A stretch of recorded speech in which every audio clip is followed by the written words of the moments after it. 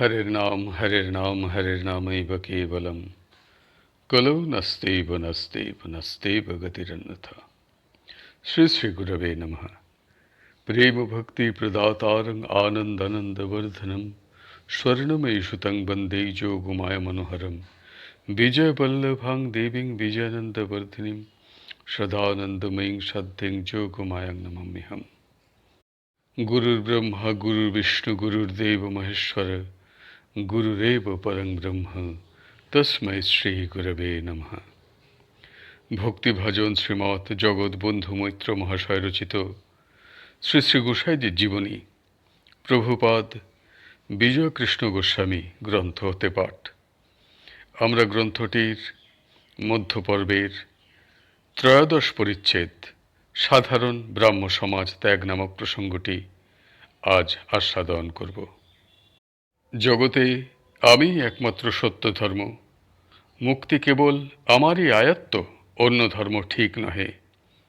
যে ধর্ম এই কথা বলে সে ধর্ম সত্য ও অসাম্প্রদায়িক ধর্ম নহে, তাহা সাম্প্রদায়িক ধর্ম। উদার অসাম্প্রদায়িক ধর্মের উপদেশ ইহার সম্পূর্ণ বিপরীত। যে যথা মাং প্রপদ্যন্তে তাং তথৈব ভজাম্যহম মম বর্তানুবর্তন্তে মনুষ্যাঃ পার্থ সর্বশঃ। গীতোক্ত এই ভগবৎ বাক্যের অনুরূপ কথাই সে ধর্ম বলিয়া থাকে। নদী সকল ঋজু কুটিল নানা পথে প্রবাহিত হইয়া শেষে যেমন সমুদ্রে গিয়া মিলিত হয়, বিভিন্ন ধর্মাবলম্বী সাধকগণ সেইরূপ ভিন্ন ভিন্ন পথে গমন করিয়া অবশেষে সকলেই এক সচ্চিদানন্দ সাগরে প্রবেশ করেন। পৃথিবীতে আপ্তবাক্যমূলক যতগুলি ধর্ম আছে সে সমস্তই ভগবানে পৌঁছিবার ভিন্ন ভিন্ন পথ। মানুষ যতদিন পথে বিচরণ করে ততদিনই গণ্ডগোল, ততদিনই মত লইয়া মারামারি। গম্যস্থানে উপস্থিত হইলে আর কিছুমাত্র গোল থাকে না। মতভেদ, দলাদলি, সাম্প্রদায়িকতা তখন সমস্তই চলিয়া যায়। সকলেরই গম্যস্থান ভগবান। ভগবানে উপস্থিত হইলে সকলেই দেখিতে পান যে তাহারা সকলেই এক স্থানে উপস্থিত হইয়া একই বস্তু দর্শন ও একই আনন্দ সম্ভোগ করিয়া কৃতার্থ হইতেছেন। গোস্বামী মহাশয় সিদ্ধিলাভ করিয়া এই উদার অসাম্প্রদায়িক ধর্ম লাভ করিলেন। তখন তাহার নিকট হইতে মতের গণ্ডগোল, দলাদলির গোলমাল, এ ধর্ম ভালো ও ধর্ম মন্দ, এ সকলের কিছুই রহিল না। তিনি দেখিতে পাইলেন যে হিন্দু, বৌদ্ধ, খ্রিস্টান, মুসলমান প্রভৃতি ধর্ম সকল ভগবানকে লাভ করিবার বিভিন্ন পন্থা। যাহারা অজ্ঞ, ধর্মজগতের কোনো সংবাদ জানে না, তাহারাই মনে করে আমার ধর্ম ভালো, অন্য ধর্ম মন্দ। আমার ধর্মেই কেবল মুক্তি হয়, অন্য ধর্মে মুক্তি হয় না। সেই সকল অজ্ঞ লোকই দলাদলি ও মত লইয়া কোলাহল করিয়া বেড়ায়। এই সকল লোক ভগবান হইতে বহু দূরে রহিয়াছে। ইহারা এখনও ধর্মরাজ্যের নিকটবর্তী হইতে পারে নাই। ভগবৎ কৃপায় যাহারা আধ্যাত্ম জগতের সহিত পরিচিত হইয়াছেন, ধর্মের যথার্থ তত্ত্ব অবগত হইয়াছেন, ভগবানকে প্রাপ্ত হইয়া কৃতার্থ হইয়াছেন, তাহাদিগের নিকট হইতে সকল প্রকার মতভেদ, সর্ববিধ দলাদলি সম্পূর্ণরূপে তিরোহিত হইয়া গিয়াছে। তাহারাই বিভিন্ন ধর্মপথের যাত্রীগণকে আপনার মনে করিয়া প্রেমপূর্ণ আলিঙ্গন দান করিতে সমর্থ হন। গোস্বামী মহাশয় যখন ধর্মের সকল প্রকার অসাম্প্রদায়িকতা, মতের গণ্ডি ও দলাদলির উপরে উঠিয়া গেলেন, গন্তব্যস্থান ভগবানে উপনীত হইলেন, তখন তিনি সকল সম্প্রদায়ের সাধু, ভক্ত ও মহাপুরুষদিগকে সমান ভক্তি, সমান আদর যত্ন করিতে লাগিলেন।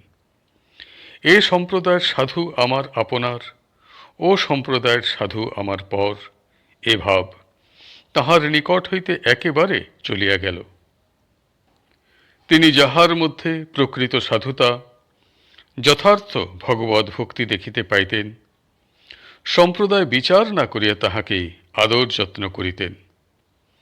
শাক্ত, শৈব, বৈষ্ণব, বাউল, খ্রিস্টান, মুসলমান প্রভৃতি সকল সম্প্রদায়ের সাধু ভক্তগণ তাহার নিকটে আসিয়া অতুল আনন্দ লাভ করিতেন। তিনিও সকল সম্প্রদায়ের সাধু মহাপুরুষদিগের নিকট যাইয়া তাহাদিগের সঙ্গসুখ সম্ভোগে আনন্দিত হইতেন। তাহার এই ভাব কিন্তু ব্রাহ্মগণের নিকট প্রীতিকর বোধ হইত না। তাহার এই ভাবকে তাহারা তাহাদিগের ধর্মের বিরুদ্ধ বলে মনে করিতেন। তাহারা মনে করেন যে তাহাদিগের ধর্মই জগতে একমাত্র মুক্তিপ্রদ সত্য ধর্ম। জগতের আর সমুদায় ধর্ম অসত্য, ভ্রমপূর্ণ উপধর্ম। সাধুতা, ভগবদ্ ভক্তি যাহা কিছু তাহাদিগের ধর্মেরই একায়ত্ত, অন্য ধর্মে তাহার একান্ত অভাব। আর অন্য সম্প্রদায়ের সাধুগণকে তাহারা কুসংস্কারাপন্ন মনে করিয়া তাহাদিগকে তাদৃশ শ্রদ্ধা করেন না। হিন্দু সাধু সন্ন্যাসীদিগকে তাহারা মাদক সেবী ভণ্ড মনে করিয়া ঘৃণার চক্ষে দেখিয়া থাকেন। এই সকল কারণে তাহারা গোস্বামী মহাশয়ের উদার অসাম্প্রদায়িক ভাবের সহিত সহানুভূতি করিতে পারিতেন না। প্রভুপাদ অন্য সম্প্রদায়ের কোনো ধর্মানুষ্ঠানই অন্যায় ও ধর্মবিরুদ্ধ মনে করিতেন না। তবে তিনি যে পন্থায় চলিতেন সে পন্থার বিধিনিষেধ অতিক্রম করিতেন না, সে সমস্ত সম্পূর্ণ মানিয়া চলিতেন। নিজের পন্থায় স্থির ও অটল থাকিয়া তিনি সকল সম্প্রদায়কে অতি উদারভাবে সম্মান ও শ্রদ্ধা করিতেন। অত্যন্ত সদ্ভাবের সহিত তিনি সকল সম্প্রদায়ের সাধু মহাত্মাদিগের সহিত বন্ধুভাবে মিশিতেন।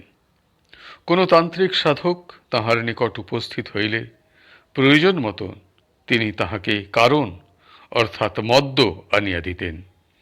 যে সকল সাধু গাঁজা, চরস প্রভৃতি মাদক দ্রব্য সেবন করেন তিনি তাহাদিগকে তাহা প্রদান করিতেন। তাহারা তাহার নিকট বসিয়া সেই সকল বস্তু সেবন করিতেন। ইহা তাহার নিকট কিছুমাত্র অন্যায় ও ধর্মবিরুদ্ধ বোধ হইত না।